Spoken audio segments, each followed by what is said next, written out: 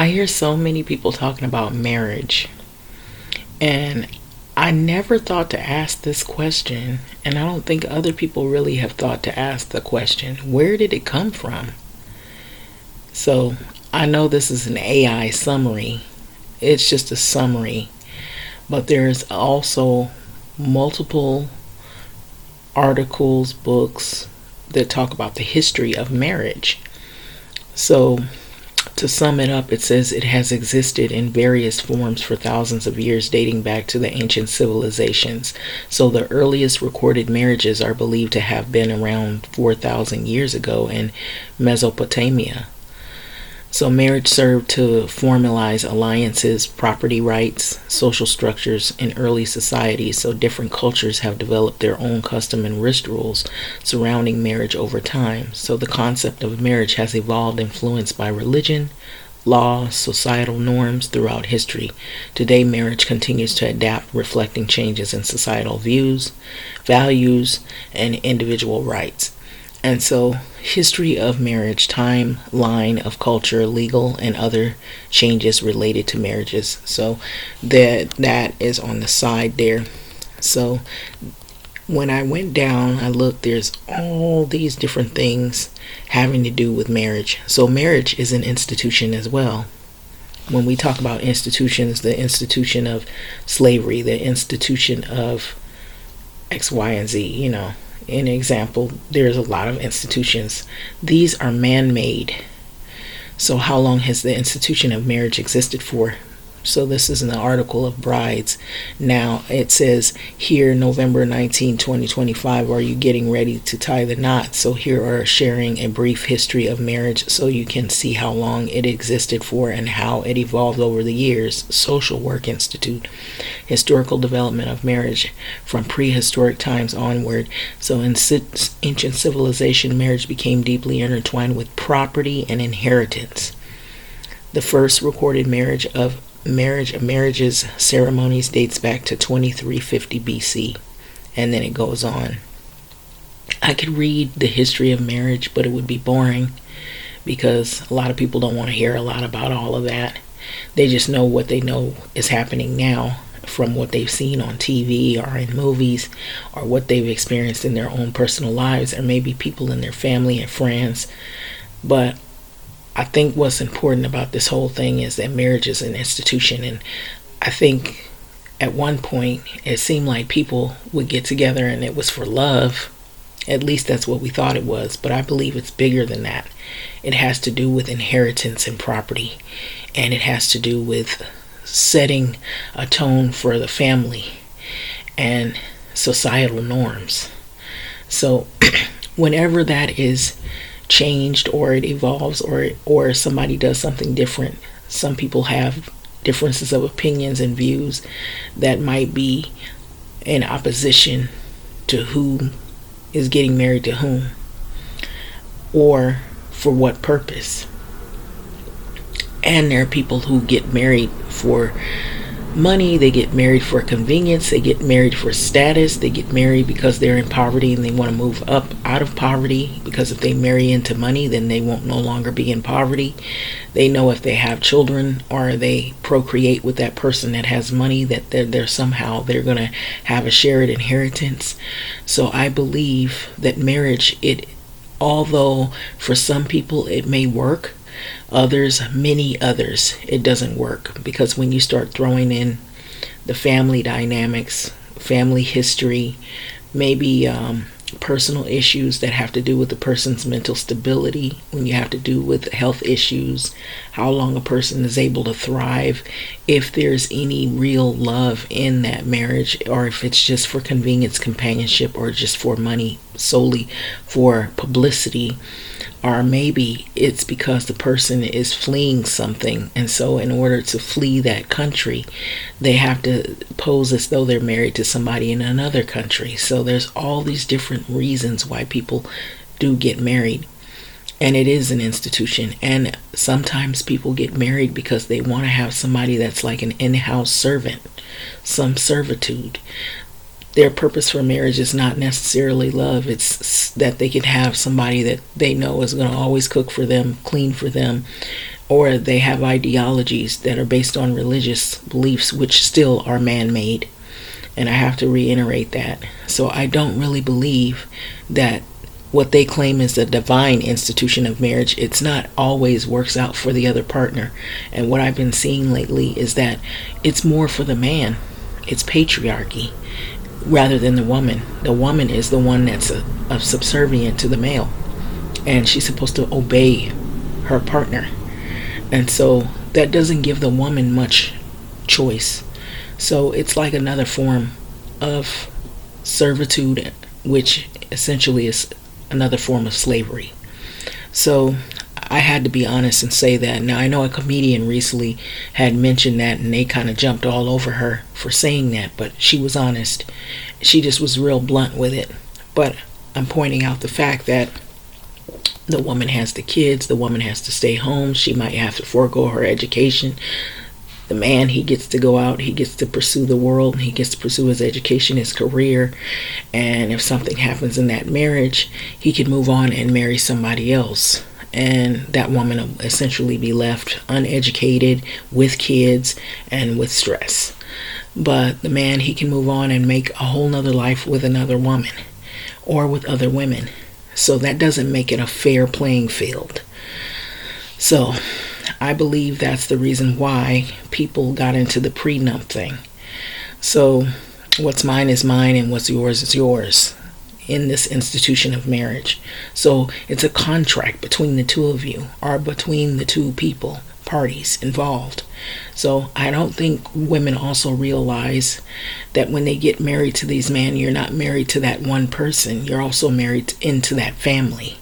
So if they got a crazy uncle or crazy aunt, or their mother is like over controlling and she's like always there when you're arguing and she's getting involved with your arguments, or if you have people they just don't like you because they don't like where you come from, your culture, they have an issue with race because there's these racial marriages, you're married to that family. You're not only married to that partner, you're married into that family. So it has a lot to do with property rights, who gets what, who claims what, who's a part of what, who gets an inheritance. They could will you in or will you out. They could probably have a lawyer say that you don't get anything out of the marriage. Just the time you were with them, and then when they divorce you, they might get more of whatever was in the inheritance than you. Or maybe they don't give away any of their inheritance. They may even take all of the children, and you don't have any custody rights. So there's a lot of things that are involved in these relationships, and they don't always go over well. So I don't think people realize that. So when they get into that, you get into these big debates. Some of these marriages are very toxic. So there's an evolution of marriage in the week. They talk about it. This was, when did marriage actually begin? Evidence suggests the institution it began, it's at least 4,300 years old.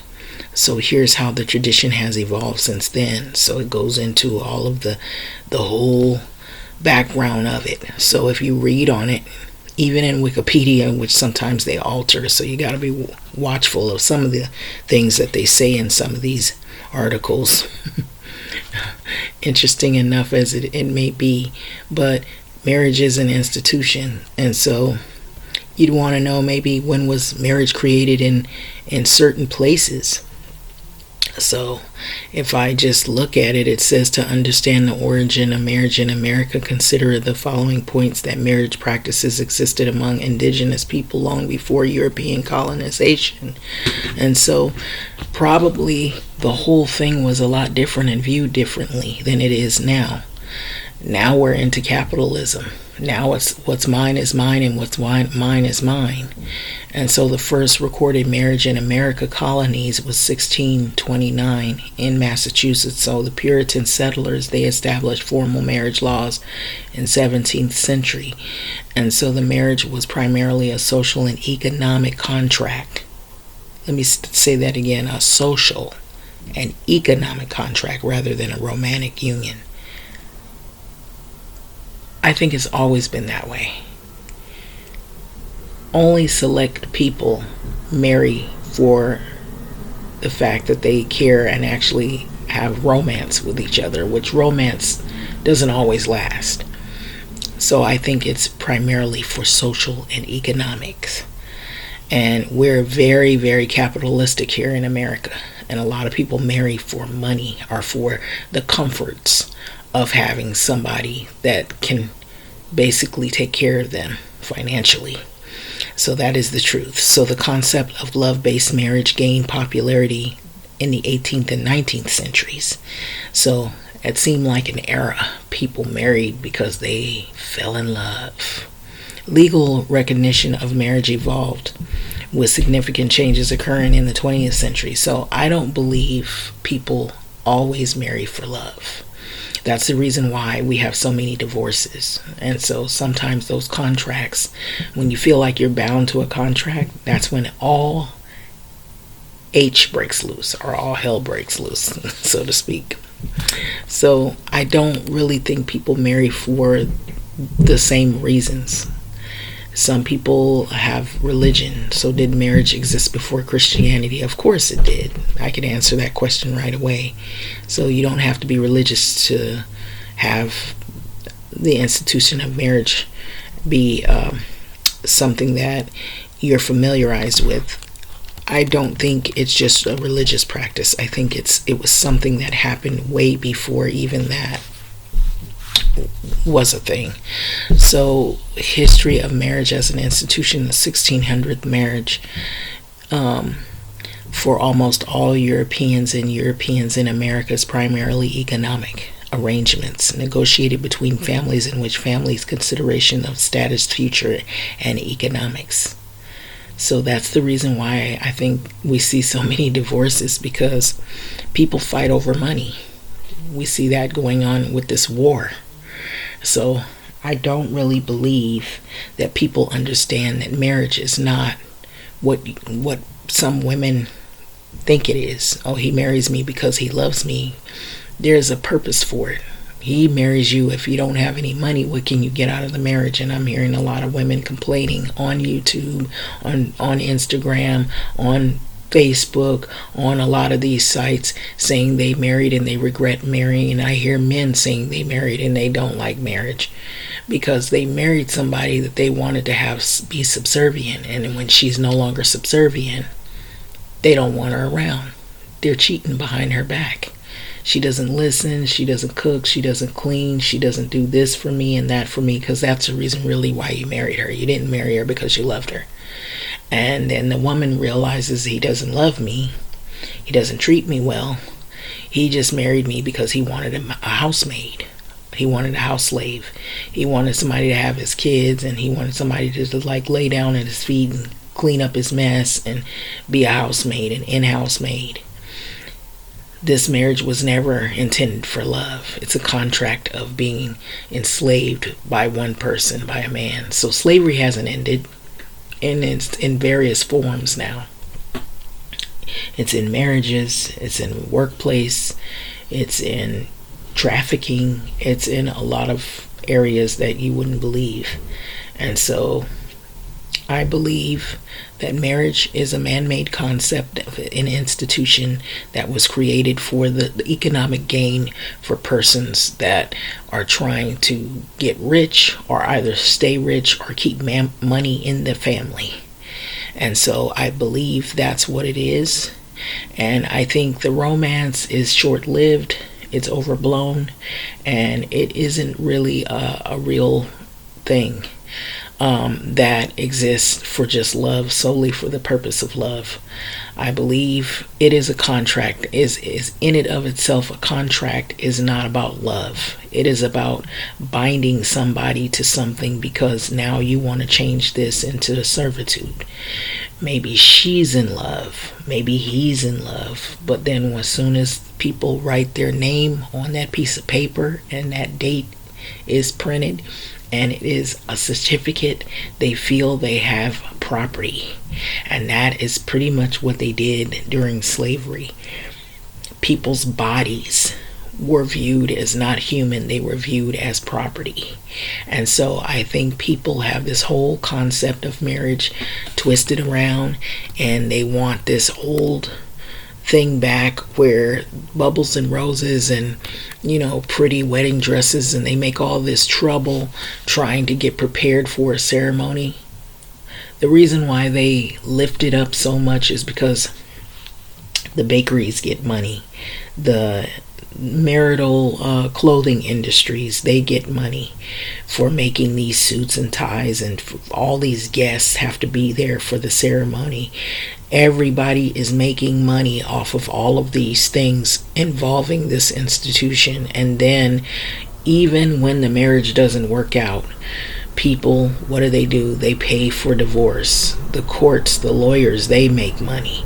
So it's a thriving institution. So it's a way to make money, and everybody that is involved in it that gains some type of money from that one failed or successful marriage, however it may be, even if the marriage is successful and that contract continues on, you decide to remarry, they're making money again, because now you're going to have another ceremony. You're going to go on a cruise. All of the cruise people, they make money from you booking the tickets. All of the people you're going to have as guests, they're also paying into it. So it's an institution that is constantly thriving. So I don't really understand, though, however, that if you have different alternative marriages, why they would not allow those, because societal norms, I guess, for the powers that be, they have this homophobia, but they also make money on those marriages as well. And so for them to now make all these laws against it, I don't know, maybe there's this threat that marriage can all of a sudden change, and maybe they have a threat because maybe their partner might desire to be with somebody they actually want to be involved with. So I'm thinking maybe that has something to do with it, but I don't really believe the hype that they give marriage is what it really is. That's what I'm saying. I don't believe that people just marry solely on the basis of romance and love. I feel like we've moved into a place where it is an economic contract, and it has to do with the publicity for some that are celebrities, and for others it has to do with economics and moving out of poverty. And right now, it also has to do with legality issues. So it can go both ways. It can seem to benefit people, or it can bury people in other ways. So now we have the issue of women changing their last name, and they may not even be able to have the right to vote if they can't prove who they say they are. And it can interrupt your voting rights. So it could take the rights of many women, their rights away. So, which again says that is an institution of slavery when it has to do involving women. So women are servitude to that man, and you have to obey your partner. It didn't say obey women, it said obey the males. So I believe people don't understand the ramifications of marriage, that it's coming from a place of American patriarchy. That's where it's coming from when it involves America. And I don't think it's just America alone. I believe there are other countries that also do similar practices, but they might have other rituals that go along with it. They could be slightly different. So with that being said, I think this is this video right here that I'm going to do, but I don't think it's for the woman, for the woman's benefit, unless she's gaining some kind of financial gain from it, through that marriage, or some type of status, or some maybe legal status in the country. And it could go both ways in terms of people being financially equipped to live their lives here in America when things have gotten really expensive. So I feel like the more people have these ceremonies and they marry to these people who are wealthy, they're marrying up. So there is a such thing as marrying up. And so people do that all the time. because it is not a marriage of romance. It's not a marriage of we love each other. It's a marriage of he has the money and he can afford to carry me out, and I can live this life with this person financially, and be secure financially. So that is their purpose for their marriage. It is not a marriage of love. So I know that's a hard pill to swallow for some people, and some people may want to believe it's a fairy tale wedding and all this kind of stuff where it's just love and romance and bubbles and flowers. But a lot of these marriages are not marriages of love at all. A lot of it is for economic purposes, or it's to have somebody to be subservient to you.